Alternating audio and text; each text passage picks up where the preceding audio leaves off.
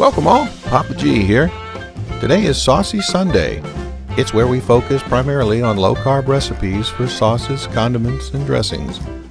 Most of the videos will be short and to the point, just something to help add a little flavor to your low-carb diet. Let's get started. For this week's Saucy Sunday episode, we'll be making a zesty low-carb French dressing.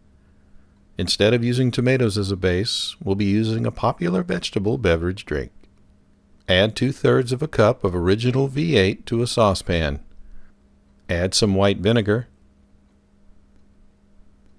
some salt, about a half a teaspoon of ground black pepper, onion powder, some garlic powder, about a tablespoon of my low-carb Worcestershire sauce.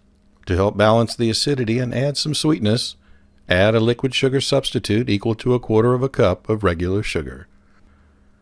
Finally, we'll add a tablespoon of yellow mustard. Turn the heat on medium and stir until all the ingredients are well blended. Now add half a cup of the oil of your choice. I prefer avocado oil here, but olive oil or grapeseed oil works well too. Give that a mix. Our final ingredient is xanthan gum. This will not only act as a nice thickener, but will also help bond the oil and vinegar together.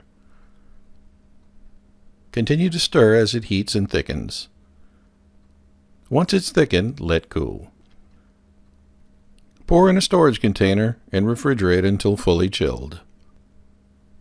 When chilled, pour over your favorite salad or vegetables and enjoy a low-carb, homemade, zesty French dressing that's better than any store-bought high-carb brand. There you have it, folks, my zesty low-carb French dressing, an awesome addition to an otherwise boring salad.